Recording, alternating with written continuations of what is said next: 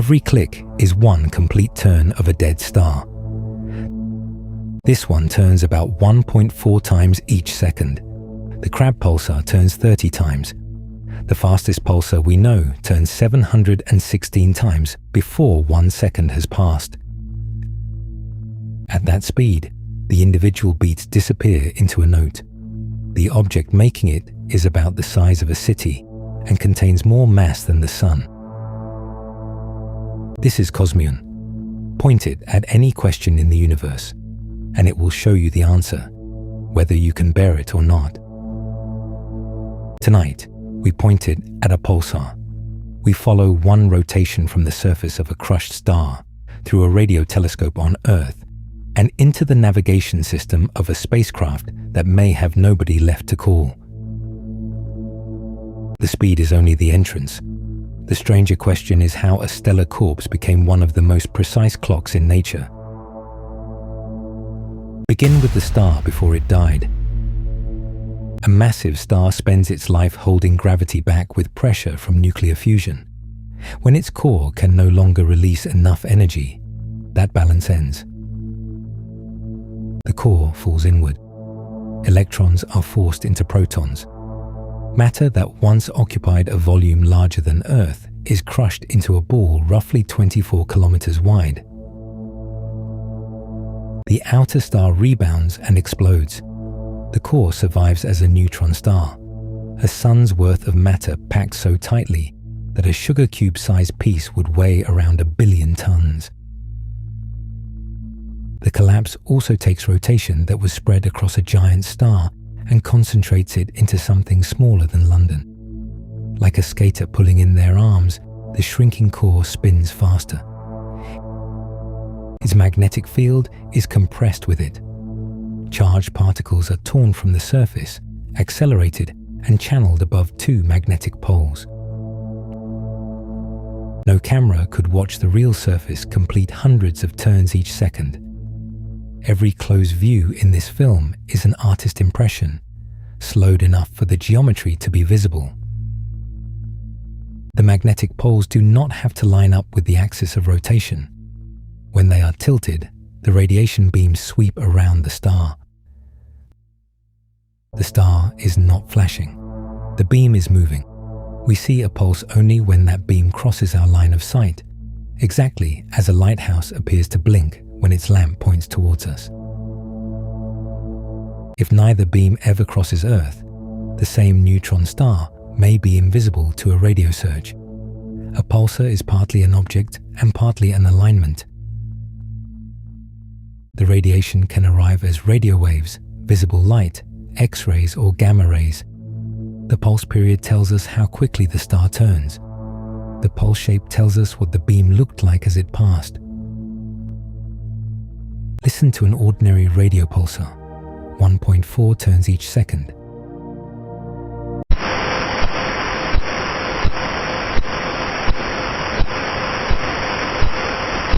That is radio data made audible. The telescope measured the strength of the arriving radio signal. The audio uses that measured intensity to drive a speaker. In 1967, Jocelyn Bell Burnell noticed a repeating trace in hundreds of meters of chart paper from a new radio telescope near Cambridge. It returned every 1.3 seconds with a regularity no known star was expected to produce. The team briefly labeled the source LGM-1 for Little Green Men. The joke survived because the timing looked engineered. Then more signals appeared in different parts of the sky. One alien transmitter was possible. Several clocks scattered across the sky demanded a physical explanation.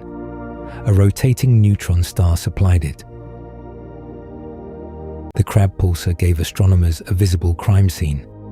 A star exploded there in the year 1054. At its center, the remnant now turns 30 times each second and pours energy into a nebula more than 10 light-years across.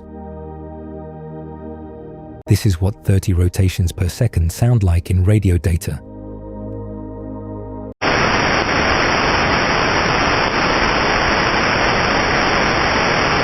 "30" already sounds mechanical. The record holder is more than 20 times faster. Deep inside the globular cluster, Terzan 5 is a pulsar that turns 716.358 times each second. One rotation takes about 1.4 milliseconds. It did not keep that speed from birth. The pulsar orbits a companion.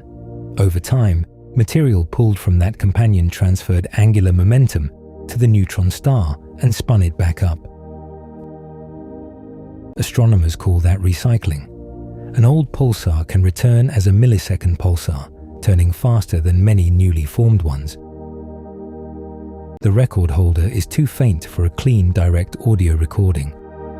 Jodrell Bank instead simulated B1937+21, the second fastest known pulsar, at 642 turns per second. It is the closest official listening comparison to the 716 hertz record.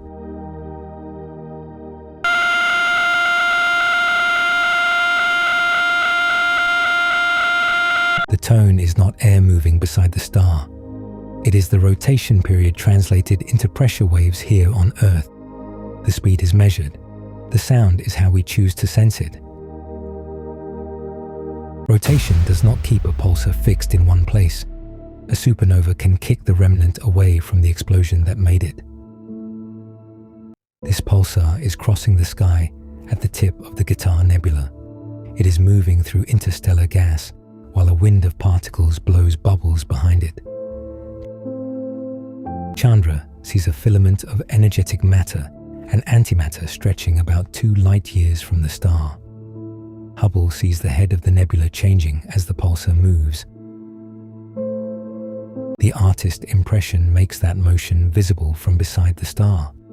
The real observations make it measurable from Earth.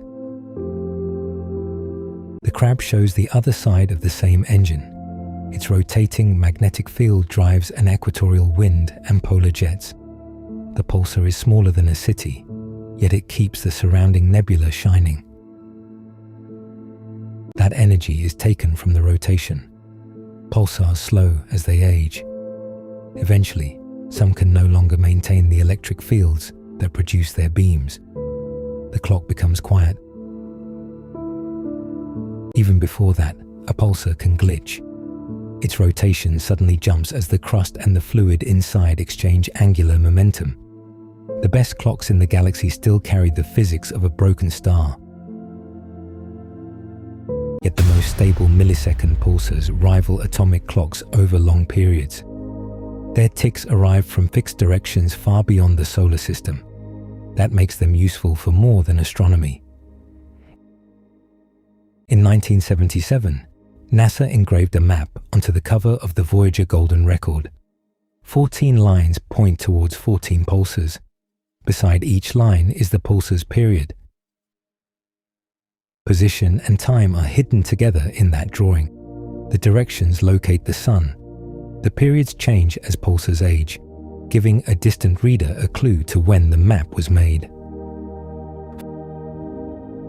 4 decades later, NASA tested the idea from the International Space Station. NASA watched 4 millisecond X-ray pulsars, while software compared their arriving pulses with predicted templates.